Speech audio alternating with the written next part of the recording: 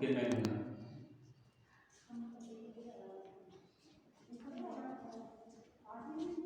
प्रिय छात्रों, आज हम पुनः उद्धव शतक का एक दूसरा पद देखेंगे।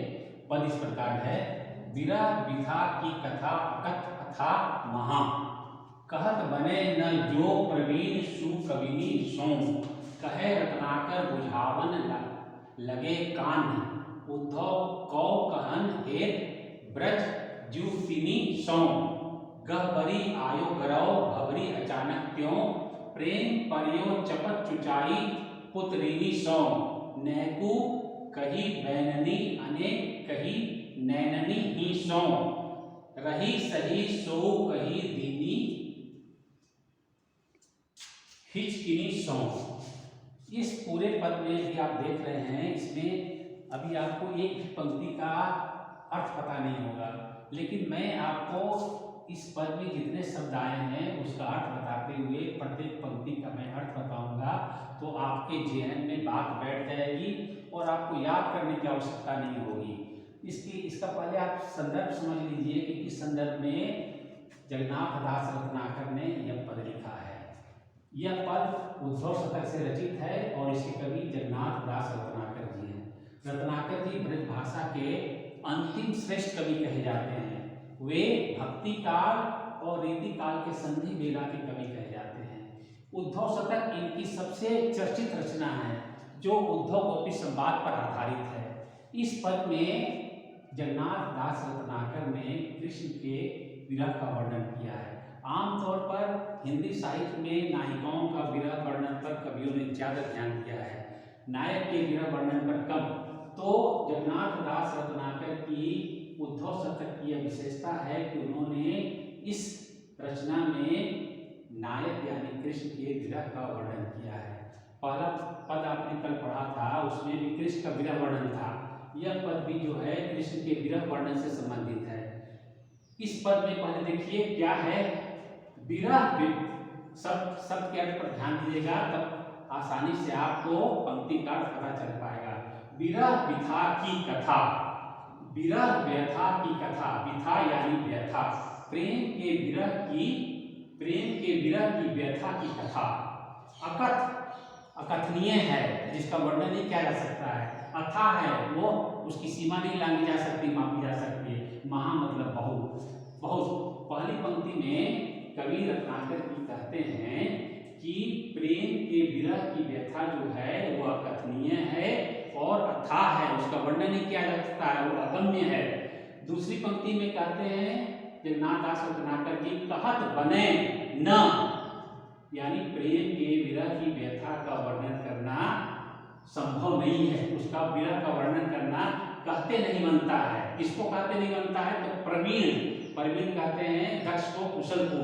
सुकविनी यानी अच्छे कवि, सौम यानी कवियों को। दूसरी पंक्ति में जगन्नाथ दास रत्नाकर कहते हैं कि प्रेम की व्यथा जो है उसका वर्णन करना अच्छे दक्ष कवियों के लिए भी संभव नहीं है। यानी प्रेम की व्यथा ऐसी है जिसका वर्णन प्रवीण कवि या सुकवि भी नहीं कर पाते हैं। अब पहले दोनों पंक्तियों को पुनः देखिए। जगन्नाथ दास रत्नाकर कहते हैं कि प्रेम के विरह की व्यथा की कथा जो है अकथनीय है, अगम्य है, और प्रेम की व्यथा की कथा को अच्छे कवि भी व्यक्त नहीं कर पाते हैं। जैसे गूंगे को गुड़ का स्वाद का पता सिर्फ अनुभूत होता है, उसी प्रकार प्रेम की व्यथा की पीड़ा भी जो है वो व्यथित हृदय को ही महसूस होता है। तीसरी पंक्ति में जगन्नाथ दास रत्नाकर कहते हैं, कहे रत्नाकर, जगन्नाथ दास रत्नाकर कहते हैं, बुझावन लगे कान, कान यानी कृष्ण, बुझावन यानी समझाने लगते हैं। तीसरी पंक्ति में कहते हैं रत्नाकर कि कृष्ण जो है उद्धव को प्रेम की व्यथा की पीड़ा समझाने लगते हैं। देखिए पुनः, उद्धव को कहन हे, कहन यानी कहने के लिए, ब्रज जुतिनो सौ, ब्रज यानी ब्रज, जुतिनो सौ यानी ब्रज की युवतियों को। आप जानते हैं कि कृष्ण और उद्धव में प्रेम का संबंध था, वो सखा थे। तो तीसरी पंक्ति में दोनों पंक्तियां जो उससे जुड़ी हुई हैं। तीसरी पंक्ति में रत्नाकर जी कहते कृष्ण जो हैं अपने सखा उद्धव को, ब्रज की युवतियों को इस प्रेम की व्यथा को बताने के लिए कहते हैं। वो अपने सखा को कहते हैं उद्धव को कि तुम जाओ गोपियों के पास और ये संदेश देना, उनको बताना कि प्रेम की व्यथा की पीड़ा कितनी गंभीर होती है। लेकिन इस क्रम में कृष्ण पर जो प्रभाव पड़ता है उसका वर्णन आगे की पंक्तियों में जगन्नाथ दास रत्नाकर जी ने कहा है। इस पंक्ति को ध्यान देने की बात है, इन दोनों पंक्तियों को, कि कृष्ण जो है अपने सखा उद्धव को कहते हैं कि तुम जाओ ब्रज और गोपियों को प्रेम की व्यथा की पीड़ा या प्रेम की व्यथा की पीड़ समझाना, बताना कि प्रेम की व्यथा कितनी गहरी होती है।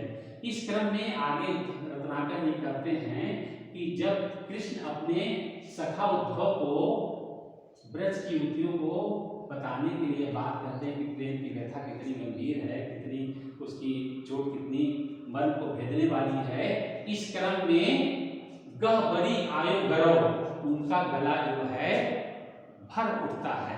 गहबरी आयो, आना, गरौ यानी गला, उनका गला जो है भर उठता है। प्रेम की विवलता से उनका गला जो है भर उठता है। भबरी यानी भवक कर, उमड़ कर, अचानक क्यों, जैसे ही कृष्ण अपने सखा उद्धव को कहते हैं कि तुम जाओ ब्रज और युवतियों को बताना, वहां की गोपियों को बताना कि प्रेम की पीड़ा कितनी गंभीर होती है, इसी क्रम में वो जब उद्धव से कह ही रहे होते हैं ये बात, तो रत्नाकर जी कहते हैं कि इस क्रम में जैसे ही कहने के लिए उद्धव को वो प्रस्तुत होते हैं, वैसे ही अचानक उनका गला जो है भर आता है। आगे प्रेम परयोग चपल चुचाई पुतरीनी सौ, और उनकी आंखों की पुतलियों से, पुतरीनी सौ यानी उनकी आंखों की पुतलियों से, चपल यानी चंचल, चुचाई यानी चूप पड़ना, उनकी पुतलियों से, उनकी आंखों की पुतलियों से प्रेम जो है टपक पड़ता है। आगे नैकु कही बैननी, नैकु यानी थोड़ा, वो उद्धव को बैननी यानी बातों से, वाणी से, वो अपनी बातें थोड़ी ही उद्धव को कह पाते हैं, बहुत कुछ कह पाते हैं, नहीं के बराबर कह पाते हैं। नैकु कही यानी थोड़ा कह पाते हैं, बैननी यानी वाणी से, अनेक कही नैननी ही सो, और रत्नाकर जी कहते हैं कि नैननी ही सो यानी अपनी आंखों से वो अनेक बातें कह जाते हैं। जैसे आप इसको समझ लीजिए कि कृष्ण जो है उद्धव को ये संदेश देते हैं कि तुम जाओ ब्रज और युवतियों को बताना कि प्रेम की पीड़ा कैसी होती है, लेकिन वो पूरी बात कह नहीं पाते हैं, उनका गला भर उठता है और प्रेम जो है, चंचल प्रेम जो है वो उनकी आंखों से चूप पड़ता है, और वो कुछ ही बातें जो हैं अपनी वाणी के माध्यम से कह पाते हैं, और लेकिन अनेक बातें जो है आंखों से ही कह जाते हैं, यानी उनका गला भर जाता है, कुछ कहने की स्थिति में नहीं होते हैं, कुछ अस्फुट बातें उनके हृदय से निकलती है, लेकिन अपनी आंखों में जो प्रेम का समंदर लहरा रहा है, प्रेम की जो व्यथा लहरा रही है, वो अपनी आंखों के माध्यम से उद्धव को व्यक्त कर जाते हैं। रही सही यानी शेष बातें सो वही कही दीनी हिचकिनी से, और शेष बातें जो है कृष्ण जो हैं वो अपनी हिचकियों के माध्यम से कर डालते हैं। तो इस पूरे पद में देखिए कृष्ण की पीड़ा किस प्रकार व्यंजित हुई है। मूल भाव इसका यही है कि प्रेम की व्यथा जो है वो बड़ी मर्मांतक होती है, उसकी कथा जो है बहुत गंभीर होती है, और उसके विषय में अच्छे से कभी भी उसका वर्णन नहीं कर पाते हैं। कृष्ण जब उद्धव को यह संदेश देते हैं कि तुम ब्रज जाओ और युवतियों को प्रेम की व्यथा का संदेश दो, तो इस क्रम में उनका गला भर जाता है, और प्रेम जो है उनकी आंखों से, उनकी आंखों की पुतलियों से चूप पड़ता है, वो कुछ ही बातें अपने वाणी से कह पाते हैं, और प्रेम की पीड़ा जो है उनके आंखों से प्रकट हो उठता है, शेष बातें वे उनकी हिचकियां ही कह जाते हैं। तो इस प्रकार पूरे पद में कृष्ण की विरह की पीड़ा जो है यहाँ व्यंजित हुई है। विशेष के अंतर्गत लिखना है कि यह उद्धव शतक का पद है, इसमें कृष्ण की प्रेम की पीड़ा व्यंजित हुई है, पहली लाइन। दूसरी लाइन में आप लिखें कि प्रेम की व्यथा जो है कथनीय है, अथाह है, जिसके विषय में अच्छे कवि भी, दक्ष कवि भी उसे व्यक्त नहीं कर पाते हैं। रस की दृष्टि से इसमें वियोग श्रृंगार रस की छटा है, भाषा है इसकी ब्रज भाषा, और छंद है मनहरण छंद है। उद्धव शतक का यह पद जो है मनहरण विषय में जिसमें अनुप्रास अलंकार है। तो मैं समझता हूँ तो आपको ये पूरा पद समझ में आ गया होगा और आपको याद करने की जरूरत नहीं है। आप एक एक शब्दों का अर्थ लगाएंगे और पंक्ति के अनुसार आप उसको अपने शब्दों में ढालेंगे तो आसानी से आप अपनी बात परीक्षा में लिख सकते हैं। और यह पद भी परीक्षा की दृष्टि से महत्वपूर्ण है। जैसा कि कल मैंने बताया था कि उद्धव शतक कहने से 100 पद का बोध होता है, लेकिन उद्धव शतक में कुल 118 पद हैं और पूरे पद को पढ़ाना संभव नहीं है 118 को, लेकिन जो जो मुख्य पद हैं मैं कम से कम 20-25 साल को पढ़ा दूंगा तो आसानी से आप परीक्षा में व्याख्या कर पाएंगे। धन्यवाद।